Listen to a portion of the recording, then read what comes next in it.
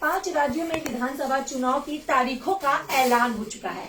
हम बात करेंगे सबसे बड़े राज्य उत्तर प्रदेश की, जहां की सियासत में हलचल काफी तेज हो चुकी है। जिस तरीके से स्वामी प्रसाद मौर्य यूपी कैबिनेट के मंत्री ने इस्तीफा दिया है, उसको लेकर के लगातार सवाल भी पूछे जा रहे हैं और जमकर निशाना भी साधा जा रहा है। हमारे साथ बात करने के लिए मौजूद हैं डॉक्टर संजय निषाद, जो कि निषाद पार्टी के अध्यक्ष भी हैं। सर, जिस तरीके से स्वामी प्रसाद मौर्य ने इस्तीफा दिया है, उसको लेके राजनीति हलचल काफी तेज हो गई। आपने भी उनसे 5 सवाल पूछ लिए हैं। क्या कहना चाहेंगे उनके इस्तीफे को लेकर और अपनी विधानसभा चुनाव की तैयारियों को लेकर? तो अगर वो सामाजिक व्यक्ति होते और समाज की चिंता होती तो वो इस्तीफा पहले देते हैं। और जो एलिगेशन लगाया उसके लिए भी हमारे 11 तारीख को मेरे साथ प्रधानमंत्री की मंशा थी और पूरे देश की दुनिया सुनती है तो उसको वहाँ देना चाहिए। अब किन परिस्थितियों में वहाँ हो गए वही उसका जवाब दे सकते हैं और उनसे एक बार बातचीत करना चाहिए। अगर सामाजिक मुद्दे कोई हल की बात है तो सामाजिक मुद्दे में नेता का मतलब होता है कि उसे कहते हैं रिप्रेजेंटेटिव या जनप्रतिनिधि, कि जिस समाज पर धोखेबाजी हो, षड्यंत्र हो, उसके साथ अन्याय होता हो और उसे पता न चले, कॉन्फ्रेंसी हो उसके साथ, और जिसे पता चल जाए वो टेबल पर लड़ाई लड़े, उसे रिप्रेजेंटेटिव। तो अगर इन लड़ाई लड़ने वाले हैं तो इन्हें सदन में लड़ना चाहिए, सड़क पर लड़ना चाहिए, लाना चाहिए, प्रदर्शन करना चाहिए, बैठकें करनी चाहिए। भाषा बदलने से समस्या हल नहीं होती ना। क्या बसपा में थे हल करा पाए, आए जहाँ चले जाएंगे हल करा पाएंगे? तो आज के दिन में उनका जवाब वही दे सकते हैं। लेकिन हम जहाँ तक तैयारी की बात रही है तो इसके सिनेरियो में आपको बता दूं 2019 में एक बड़ा गठबंधन हुआ था बसपा और सपा का, और 2017 में भी कांग्रेस और सपा का गठबंधन था। उससे बड़ा दुनिया में कोई गठबंधन नहीं होगा केंद्र सरकार। लेकिन जब मैं 2017 में आया और 72 सीटों पर चुनाव लड़ा तो मेरे लगभग मेरे विधायक है और 40,000-50,000 वोट पाए, 4,000-3,000 सीटों से खत्म हुई। कहाँ चली गई?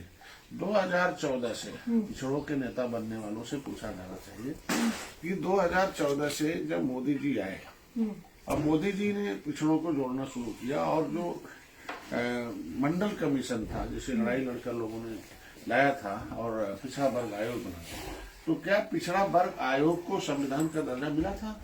संविधान का दर्जा पिछड़ा वर्ग आयोग का तो मोदी जी ने दिया ना। 2014 से पिछड़े और दलित जुड़ने के नाते आखिर क्यों सपा बसपा 2014 आ गई, 2017 आ गई, 2019 आ गई?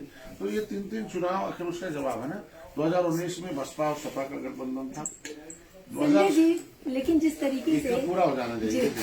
2019 में इनका बड़ा गठबंधन था, मोदी जी के साथ हम लोग खड़े हो गए। डॉक्टर संजय निषाद, समझा मछुआ, 40 सीटें पूर्वांचल के देखिए कैसे हम लोग जीते। उसी तरीके से जैसे 2019 जीते 2022 में जीत कर दिखाएंगे जी।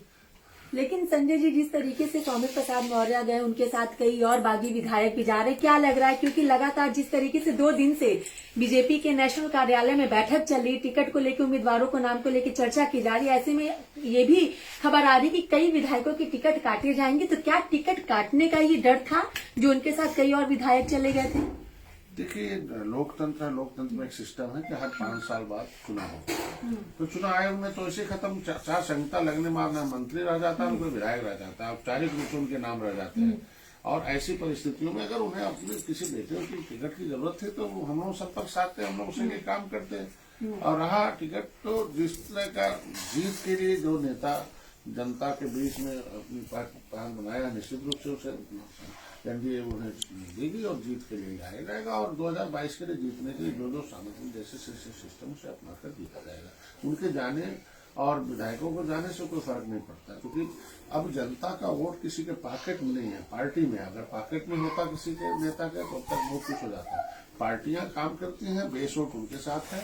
और जो इस तरीके से तोड़ की राजनीति चल रही है उससे चलता है कि उनके पास बेस वोट नहीं है, तोड़ फोड़ का वोट है। उसके अगर रहता तो क्यों तोड़ फोड़ करके इधर से उधर इस तरीके से बेस वोट उनके पास नहीं होने के नाते इस तरीके से काम किया जाना। आपकी पार्टी कितनी सीटों पर उतरेगी और कितने लोग आपके पार्टी के होंगे और किस तरीके से आपका गठबंधन होगा? हमारे लोग तैयारी में है, पहले से तय हो चुका था 1.5 दर्जन सीटें हम लड़ेंगे, 2 दर्जन सीटों पर हमने मुश्किल रखा है। हमारे लोग काम कर रहे हैं। भारतीय जनता पार्टी से तय होने के बाद ही हम लोगों ने घोषणा की थी। वो बड़े भाई हैं, हम छोटे भाई हैं। जीत की कितनी उम्मीद है 2022 के चुनाव? जितना भी इंडियन इलेक्शन निर्धारित किया उससे अधिक जीत कर दिखाएंगे, तभी तो निषाद पार्टी लेकर जाएंगे। आज के दिन में किंग मेकर की भूमिका में निषाद पार्टी है और रहेगी भी। चलिए, बहुत बहुत शुक्रिया हमसे बात करने के लिए। हमने बात की निषाद पार्टी के अध्यक्ष डॉक्टर संजय कुमार निषाद जी से। तो जिस तरीके से उत्तर प्रदेश की राजनीति में खलबली मची हुई है, विधायक और मंत्री का पार्टी से छोड़ के जाने का सिलसिला जारी है। ऐसे में कई अलग पार्टी के लोग भाजपा में शामिल भी हो रहे हैं, लेकिन निषाद पार्टी 1.5 दर्जन से ज्यादा सीटों पर विधानसभा चुनाव लड़ेगी और पूरी उम्मीद भी जता दी, क्योंकि निषाद पार्टी एक किंग मेकर की भूमिका के रूप में दिखाई देगी। तो देखते हैं 2022 के उत्तर प्रदेश के विधानसभा चुनाव में किसकी सत्ता आती है और किस पार्टी के किस विधायक के पार्टी से उधर जाने पे क्या कुछ सियासत होती है। कंचन अरोड़ा, दिल्ली, हिंदी खबर।